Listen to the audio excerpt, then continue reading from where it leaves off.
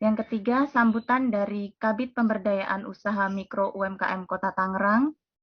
Yang keempat, sambutan dari Kaprodi S1 Akuntansi Universitas Mercu Buana. Yang kelima, foto bersama. Dan memasuki presentasi yang pertama dari Ibu Veronica Setiawan, sosialisasi perencanaan dan pengendalian dalam peningkatan produktivitas UMKM.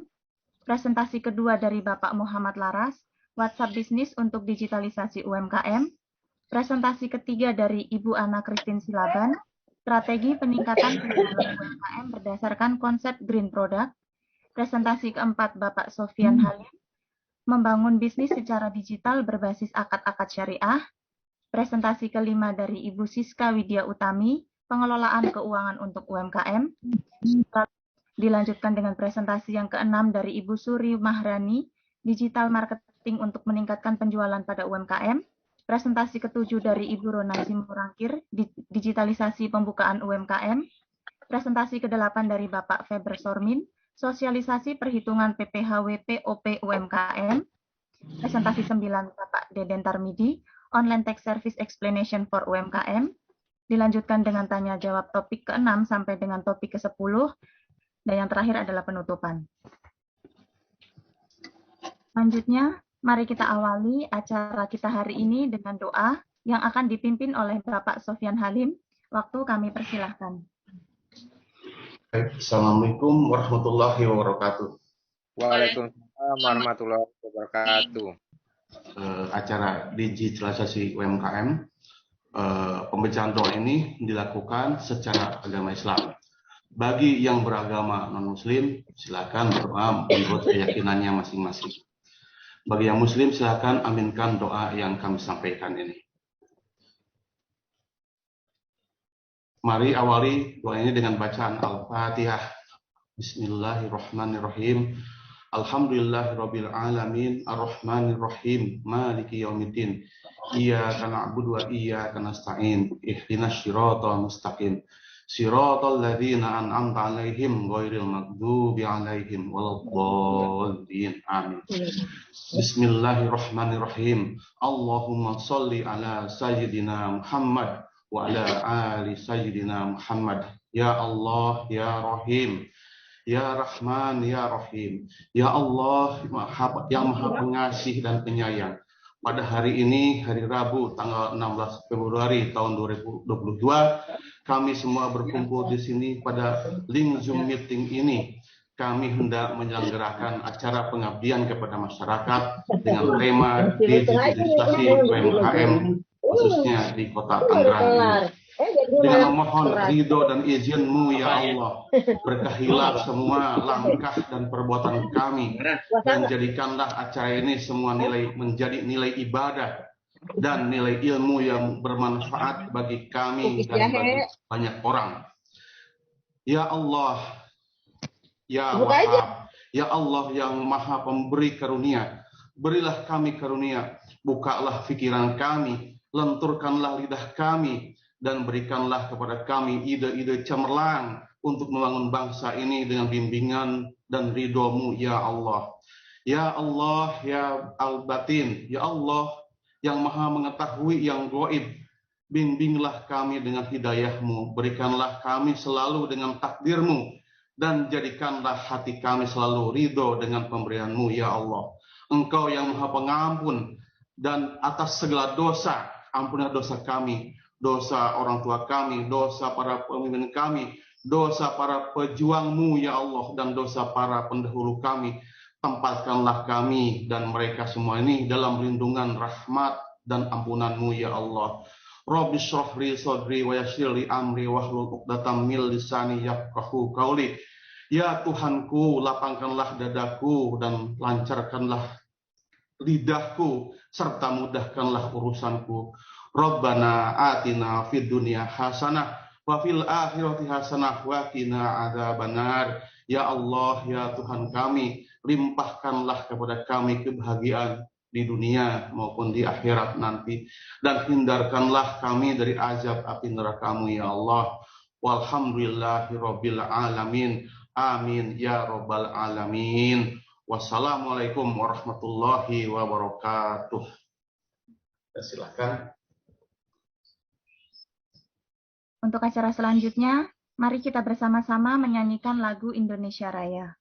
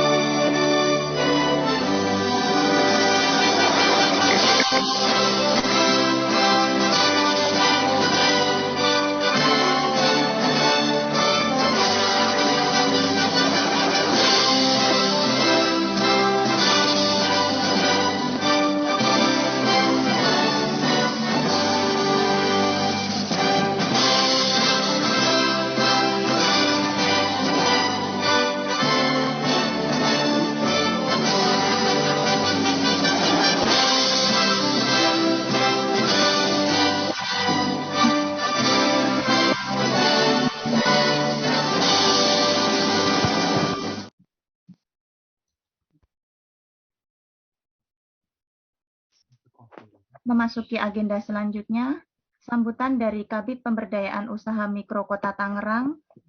Yang terhormat Ibu Hastuti Handayani APMAP, waktu kami persilahkan.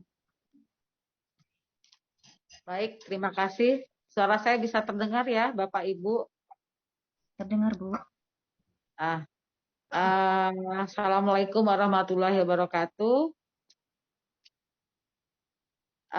Salam sejahtera bagi kita semua dan selamat pagi. Pertama-tama izinkan saya menyampaikan permohonan maaf dan salam dari Pak Kadis Indakop UKM. Seyogyanya beliau yang hadir pada hari ini untuk memberikan sambutan, tapi karena beliau sedang isoman sehingga menugaskan kepada kami. Mari kita doakan semoga beliau lekas pulih kembali dan Bapak Ibu barangkali UMKM ataupun juga tim dari Mercu Buana yang sedang isoman, kita doakan semua segera pulih kembali ya.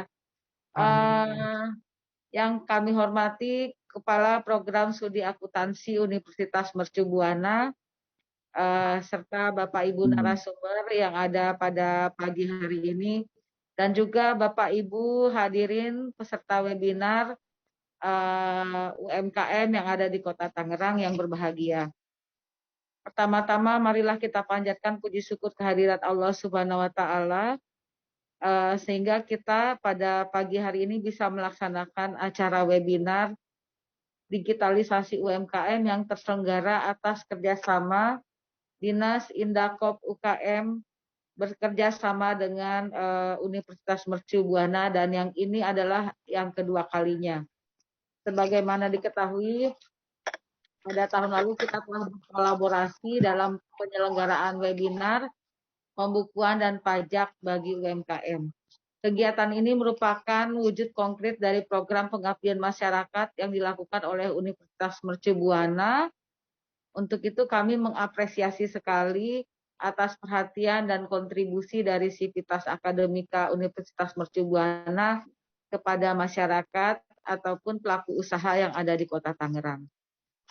Bapak Ibu yang saya hormati, UMKM memang saat ini mempunyai peran yang sangat penting dalam pembangunan ekonomi. Sejarah telah menunjukkan bahwa pada saat krisis tahun 97-98, UMKM dapat bertahan menghadapi krisis ekonomi. Memandang bahwa peranan UMKM sangat vital maka pemerintah memberikan perhatian yang sangat besar terhadap pengembangan UMKM saat ini di Indonesia. Ini dilihat dengan banyaknya instansi pemerintah yang turut berperan dalam membina serta memfasilitasi UMKM sesuai dengan perannya masing-masing dan sesuai sektornya. Sehingga sampai saat ini tercatat ada 14 kementerian dan lembaga yang turut serta melakukan pembinaan terhadap UMKM. Dapat kami sampaikan secara umum permasalahan yang dihadapi UMKM ini antara lain adalah pertama, masih kurangnya mungkin SDM yang berkualitas, khususnya dalam proses manajemen organisasi, teknologi maupun pemasaran. Kemudian lemahnya kompetensi kewirausahaan. Berikutnya masih terbatasnya kapasitas UMKM untuk mengakses permodalan maupun informasi teknologi dan pasar serta faktor produksi lainnya. Dan juga masih besarnya biaya transaksi akibat iklim persaingan usaha yang kurang mendukung. Dan terakhir adalah perolehan legalitas formal yang hingga saat ini masih merupakan persoalan mendasar bagi UMKM. Bapak Ibu pelaku UMKM yang kami cintai, wabah virus corona ini memang memberikan dampak yang cukup besar terhadap keberlangsungan UMKM. Sejak kasus pertama COVID-19 dinyatakan masuk ke Indonesia awal Maret 2020, sektor informal dan usaha mikro, kecil, dan menengah sangat merasakan dampaknya yang sangat signifikan, yang menyebabkan turunnya permintaan secara signifikan menjadi permasalahan utama yang diadukan oleh masyarakat. Kemudian kebijakan pembatasan sosial berskala besar, PPKM, maupun membuat pelaku UMKM khususnya yang berskala mikro, kecil, semakin terpuruk. Hal ini disebabkan karena usaha UMKM bersifat harian dan banyak mengandalkan interaksi langsung dengan customer-nya.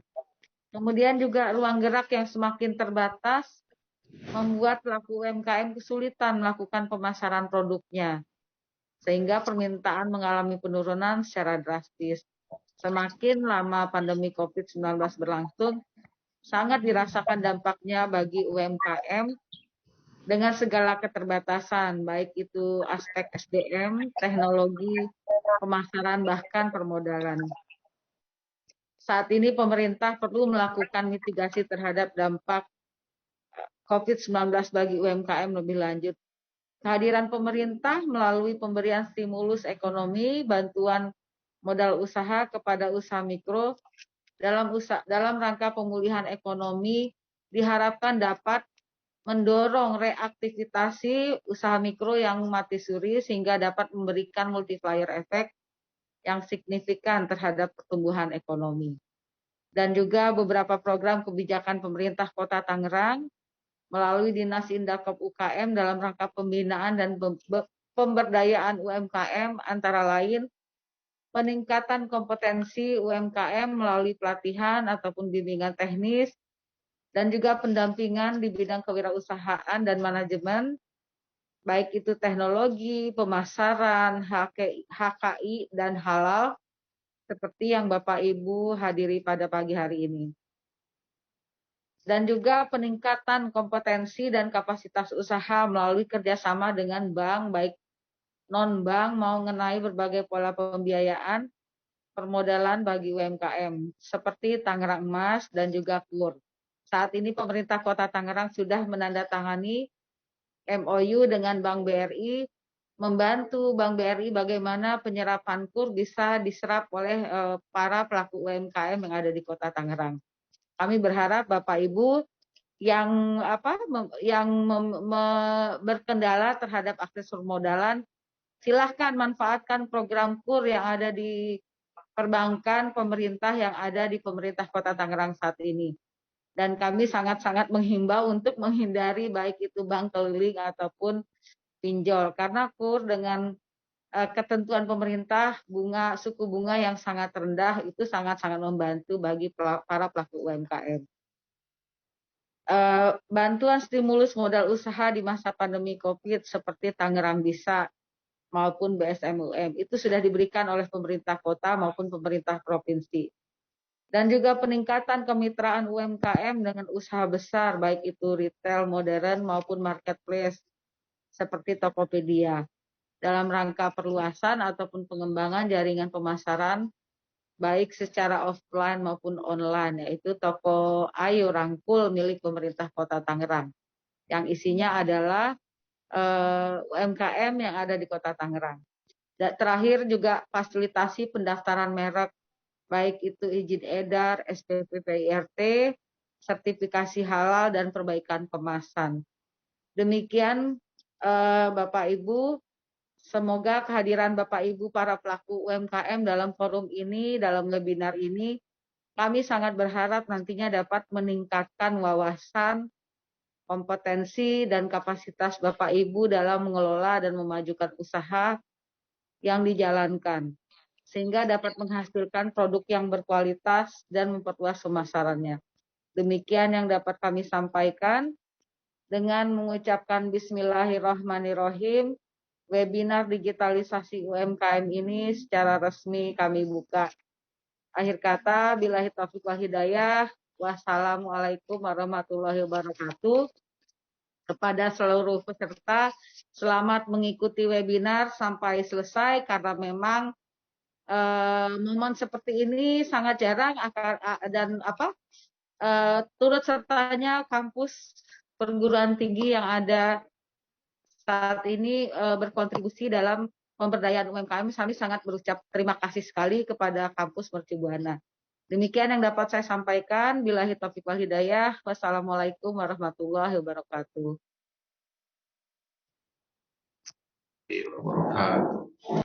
Terima kasih pada Ibu Hastuti. Selanjutnya, sambutan dari Kaprodi S1 Akuntansi Universitas Mercu Buana, Ibu Dr. Hari Setiawati AKMSI, kami persilahkan. Baik, terima kasih. Terima kasih Saudara MC. Mohon maaf ya, saya sedang kurang fit, jadi suaranya mungkin terdengar kurang ringan ya, agak berat suara saya. Kemarin demam, kemudian flu, kepala sakit ya, jadi isolasi sendiri di rumah ya, karena saya tidak berani keluar-keluar, tapi saya juga tidak mau tes ya. Jadi saya di rumah saja, alhamdulillah sudah berkurang hari ini, tinggal flu-nya saja. Jadi mohon maaf suara saya kurang sempurna mungkin ya. Semoga bisa diterima dengan baik. Assalamualaikum warahmatullahi wabarakatuh. Waalaikumsalam warahmatullahi wabarakatuh. Yang saya hormati Ibu Hastuti Handayani selaku Kabid Pemberdayaan Usaha Mikro Kota Tangerang, mewakili Bapak Teddy Bayu Putra Esos MSI, Kepala Dinas Perindustrian, Perdagangan, Koperasi dan UKM Kota Tangerang. Ibu Dr. Sawarni, Kepala Biro PPM dan PUMB barangkali hadir atau mungkin yang mewakili. Kalau di link sebelah tadi diwakili Mas Bowo. Ya, saya tidak lihat tadi di sini Mas Bowo karena ada di link sebelah. Kemudian peserta pengabdian masyarakat di sini ya, yang kalau tidak salah itu UMKM Kota Tangerang, maksudnya mungkin masyarakat pelaku UMKM mungkin ya Pak Dedenya, masyarakat pelaku UMKM kan, bukan karyawan dinas UMKM ya. Betul, Bu. Oke. Kemudian Bapak Ibu tim PPM KLN, kalau saya lihat tadi ada 9 tim ya di sini. Ada, saya sebutkan singkat saja, Ibu Vero, Pak Laras, Bu Ana, Pak Sofyan, Bu Siska, Bu Rona, Bu Suri, Pak Feber, dan Pak Dr. Deden sendiri. Juga MC dan moderator jika ada. Terima kasih banyak. Alhamdulillah, puji syukur kita panjatkan kehadirat Allah Azza wa Jalla, Allah Tabaraka wa Ta'ala, yang telah melimpahkan rahmat dan keberkahan kepada kita semua dan memberi nikmat sehat kepada kita semua, sehingga kita semua dimudahkan hadir dalam acara ini. Alhamdulillah. Salam dan salam semoga tercurahkan kepada Nabi Muhammad Rasulullah Sallallahu Alaihi Wasallam, beserta para istrinya, keluarganya, serta para sahabatnya. Semoga beliau Rasulullah SAW memberikan syafaat atas izin Allah kepada kita semua di yaumil akhir kelak. Insya Allah, amin. Mari kita awali acara ini dengan membaca doa. Allahumma inni as'aluka ilman nafi'an wa rizqan thayyiban wa amalan mutaqabbala. Ya Allah, sesungguhnya aku mohonkan kepadamu ilmu yang bermanfaat, rizki yang halal, dan amalan yang diterima. Amin. Terima kasih atas kehadirannya Bapak Ibu pelaku UMKM di Kota Tangerang. Serta terima kasih juga kepada seluruh tim PPM UMB, juga Tendik yang telah membantu penyelenggaraan kegiatan ini, barangkali ada. Acara ini merupakan salah satu kegiatan Tridharma perguruan tinggi, yaitu Dharma yang ketiga, pengabdian kepada masyarakat. PPM yang diselenggarakan oleh program studi S1 akuntansi UMB ini merupakan gabungan antara kerjasama luar negeri atau KLN, kemudian PPM kerjasama dalam negeri atau KDN, dan internal. Kerjasama luar negeri ini kerjasama dengan University Science of Malaysia yang seharusnya Ibu Profesor Hazlina, namun beliau berhalangan hadir kali ini. Dan kerjasama dalam negeri itu dengan pemerintah Tangerang, khususnya buku dinas Kementerian Perindustrian, Perdagangan, Koperasi, dan UKM. Terima kasih sekali lagi kepada Dinas Perindustrian, Perdagangan, Koperasi, dan UKM Kota Tangerang yang alhamdulillah masih bersedia menjadi mitra PPM UMB. Saya pribadi pernah mengantar mahasiswa untuk kunjungan lapangan ke dinas tersebut. Mahasiswa Magister Akuntansi pada saat itu. Saya mengajak 30 mahasiswa langsung ke situ. Apakah Ibu Hastuti dulu masih ada atau tidak, saya lupa. Dan saya juga pernah melakukan riset ya sekitar tahun 2011. Riset saya di UMKM Tangerang Kota dan Kabupaten itu yang mendapatkan dana hibah dari pemerintah. Itu riset tentang pemodelan pembiayaan mikro. Itu saya sering datang ke kantor itu tiap hari ya. Tapi mungkin kita belum bertemu ya dengan saya belum bertemu mungkin dengan Ibu ya. Qadarullah pandemi COVID-19 hingga kini belum diangkat oleh Allah Azza wa Jalla sehingga kegiatan PPM ini diselenggarakan secara webinar. PPM itu kegiatan yang wajib dilakukan setiap tahun itu.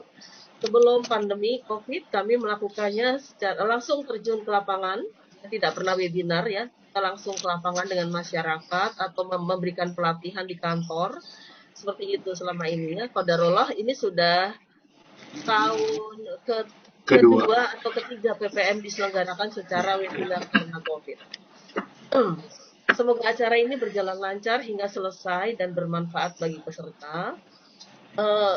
Ini pesertanya berapa kecamatan Pak Deden? 13 kecamatan Bu, di bawah Kota Tangerang ya. Oh semua ya, berarti Ciledug juga ada ya? Saya ada. Di Ciledug ini. Iya ada Bu. Jadi masing-masing kecamatan mengirimkan wakilnya. Ciledug UMKM apa Ciledug? Ciledug Prima hadir. Banyak Bu, Ciledug keren-keren juga UMKM-nya Bu. Iya. Semua kecamatan di Kota Tangerang tuh punya produk-produk yang khas Bu, spesifik gitu. Iya, makanya Ciledug ini banyak sekali orang pusat. Iya banyak. Ada di sini. Terus apa namanya? Apa sekarang kan mau ada pemecahan provinsi ya? Ada 9 provinsi kan kalau nggak salah Tangerang nanti ibu kota provinsi itu. Ya. Tangerang masuk ibu kota provinsi. Ya, jadi saya lihat di apa namanya berita dari Wacana ya, apakah benar atau salah? Ya. Nah, itu semoga ada manfaatnya pelatihan ini dan kalau bisa ongoing terus ya Pak Deden. Jadi seperti ada desa binaan ya. Seperti yang saya lakukan dulu waktu saya di Kaprodi Magister Akuntansi, saya melakukannya dengan Kabupaten Lebak. Ya, itu Kabupaten Lebak. Justru saya langsung dengan bupatinya Bu Iti itu terus dibina sampai detik ini. Jadi dibina terus itu Lebak MKM-nya dan BUMDes ya di Lebak itu BUMDes dibina. Nah kalau bisa ini UMKM Kota Tangerang dibina terus Pak. Nanti mungkin berikutnya apa lagi? terus aja itu lebih bagus karena kan kalau kerjasama dalam negeri berarti kan ada nota kesepakatan dan kesepahaman ya, begitu Siap. mungkin.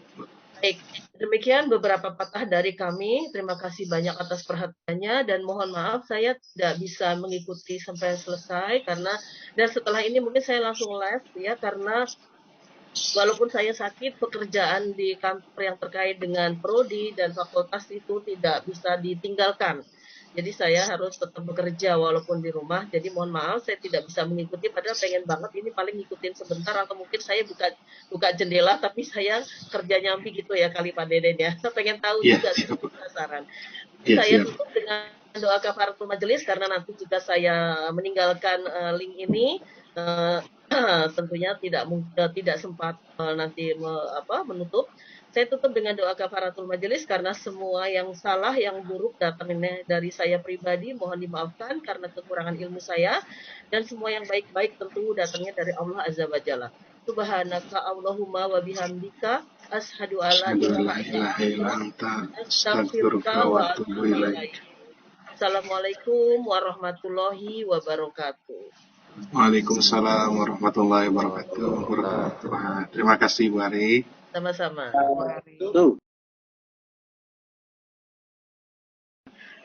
Hari ini saya akan membawakan materi yang berjudul strategi peningkatan penjualan berdasarkan konsep green product. Seperti kita ketahui, green product adalah suatu konsep yang sekarang lagi booming.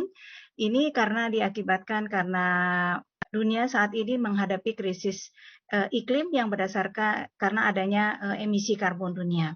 Nah, di sini mungkin Ibu Bapak sudah mengetahui bahwa green product itu adalah produk yang sifatnya ramah lingkungan. Ya, oke, kita lanjutkan di sini. Daftar isi yang akan saya sampaikan ada beberapa poin, tapi akan saya berikan hanya beberapa saja. Nah, kita lanjutkan pertama dengan konsep green economy ya. Green economy ini adalah suatu sistem yang menghasilkan peningkatan kesejahteraan manusia dan kesetaraan sosial, di mana secara signifikan dia dapat mengurangi risiko lingkungan dan kecelakaan ekologis, sekaligus memitigasi dampak perubahan iklim. Kemudian kita lihat industri hijau. Industri hijau di sini adalah suatu industri yang proses produksinya sangat mementingkan penggunaan sumber daya secara efisien dan efektif, di mana tetap memperhatikan fungsi lingkungan hidup. Kemudian kita masuk ke definisi green product. Green product ini adalah produk yang dihasilkan perusahaan, di mana pertama, isi maupun kemasannya berwawasan lingkungan, kemudian produknya tidak berbahaya bagi kesehatan, lalu proses produksinya meminimalkan limbah dan memenuhi syarat ramah lingkungan. Kita lihat aspek-aspek apa saja yang harus dipenuhi untuk suatu green product. Pertama, dari mulai bahan baku, energi, air, proses produksi, produknya, limbahnya, semuanya ramah lingkungan dan otomatis ini akan mengurangi emisi karbon. Oke, kita lihat di sini alasan kenapa UMKM perlu menerapkan green product. Sesuai dengan kesepakatan atau komitmen Indonesia untuk ikut serta mengurangi emisi karbon, maka Presiden kita, Bapak Joko Widodo, telah mencanangkan bahwa Indonesia harus segera bertransformasi menuju ekonomi hijau yang kini menjadi tren global. Dan tren ini kemudian diakselerasi penerapannya lewat Kemenperin. Nah, kita lihat di sini UMKM juga di sini kita harapkan bisa ikut berpartisipasi dalam apa yang telah dicanangkan oleh pemerintah kita, dan di sini diharapkan dengan kita menerapkan UMKM dengan menerapkan green product, maka kita dapat meningkatkan daya saing produk nasional di pasar internasional. Selain itu juga, seandainya UMKM membuat produk yang berbasis green product, maka biasanya itu akan membuka peluang sponsorship atau pemenuhan persyaratan pendanaan berbasis eco-green atau proyek berkelanjutan yang dikeluarkan dari lembaga perbankan atau keuangan atau lembaga korporasi internasional. Itu sudah banyak sekali dibuka peluang-peluang seperti ini. Oke, selanjutnya bagaimana hasil riset para akademisi tentang perlunya green product. Dari hasil riset kami dari beberapa akademisi, teman-teman di perguruan tinggi, di Civitas Akademika, di sini ditemukan bahwa terdapat hubungan yang positif antara penerapan green product, green advertising, dan green brand terhadap keputusan pembelian. Apakah artinya? Artinya adalah bahwa konsumen saat ini kritis terhadap apa yang mereka akan pakai, makan, dan apa yang mereka gunakan. Karena jika tidak berlabel green, serba green, maka mereka biasanya akan enggan untuk menggunakan produk tersebut. Oke, sekarang kita lihat. Dalam menerapkan green product ini, mungkin ada beberapa kendala yang biasa dihadapi. Pertama adalah produsen-produsen itu masih minim kesadaran perlunya green product. Kemudian biasanya konsumen itu agak ragu terhadap produk yang berlabel green product. Karena kadang-kadang green product ini hanya sekedar pelabelan saja, tapi sebenarnya isinya tidak sesuai. Kemudian biasanya produk yang berlabel green product itu biasanya relatif lebih mahal. Nah, di sini kita lihat ada juga kendala yang berasal dari kesulitan para UMKM untuk memodifikasi produk. Karena kadang-kadang mereka memodifikasi produk tapi tidak sesuai dengan selera konsumen. Dan akibatnya apa? Akibatnya adalah produk tidak laku dijual. Kemudian biaya research and development yang sangat tinggi terkadang mengakibatkan pelaku UMKM ragu untuk memodifikasi produk. Selanjutnya adalah peluang. Peluang apa yang didapatkan oleh UMKM jika menerapkan green product? Dengan mengikuti tren global saat ini yang cinta dengan green product, maka UMKM akan menarik lebih banyak customer yang mau membayar lebih untuk produk yang sifatnya green. Nah, jadi di sini UMKM harus memandang green product bukan sebagai hambatan, tetapi sebagai peluang atau kesempatan untuk meningkatkan usaha. Oke, di Indonesia saat ini, seandainya peserta UMKM ingin mendapatkan sertifikasi label green product, maka biasa menanyakan ke beberapa lembaga resmi di Indonesia, antara lain BioCert Indonesia, ini untuk label organik, kemudian Green Product Council Indonesia, Sukovindo, dan PT Integrated Assessment Service. Jadi ini adalah beberapa lembaga resmi, karena kalau di luar itu dikhawatirkan itu tidak resmi. Yang selanjutnya saya akan memberikan contoh beberapa UMKM yang telah berhasil sukses menggunakan green product. Pertama itu adalah Bukan Plastik UMKM asal Semarang. Dia membuat material organik, membuat kantong belanja dari saripati ketela dan sedotan bambu. Dan di sini penjualannya sudah sukses sampai 10 kali lipat, bahkan telah menjangkau wilayah Gorontalo. Kemudian Batik Mahkota Lawean. Di sini dia UMKM yang telah berhasil menggunakan sistem IPAL, yaitu instalasi pengelolaan air limbah, di mana air limbah hasil pengelolaan batik tersebut telah dikelola sehingga tidak mencemari lingkungan. Batik ini telah memiliki SNI dan mendapatkan HAKI, dan produknya sudah sukses, di mana di sini disebutkan bahwa transaksinya naik hingga 2 kali lipat dibandingkan dengan sebelum pandemi. Kemudian ada Deborah Art, itu UMKM asal Yogyakarta. Dia adalah usaha fashion ecoprint menggunakan warna daun seperti daun jambu, daun jarak, sehingga fashionnya itu menjadi tampak lebih seperti aslinya. Hasil-hasilnya adalah misalnya tote bag, kain, dan scarf.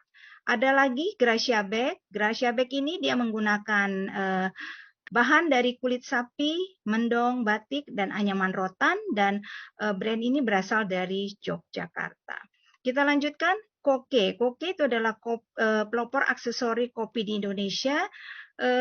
Dia adalah pembuat aksesoris yang berasal dari biji kopi, di mana biji kopi ini berasal dari sisa panen petani lokal dan bahan yang rusak, dan ini diolah kembali dijadikan gelang, tasbih, kalung, anting. UMKM yang selanjutnya adalah Namu. Ini adalah UMKM yang telah berhasil juga dalam pengelolaan limbah kayu dari bahan fiber dan dikombinasikan sehingga menjadikan bahan batu seperti bahan batu alam mahal. Produknya adalah kalung, gelang, hingga anting. Konsep produk dia adalah reduce, reuse, dan recycle. Kemudian ada lagi Ibu Irma, penderita difabel, dia berhasil membuat keset perca, di mana keistimewaan dari keset perca ini adalah dilukis dengan karakter kartun animasi, dan di sini produknya sudah sukses sampai telah diekspor ke mancanegara. Kemudian ada lagi tas yang dibuat oleh Gendis Bag, diproduk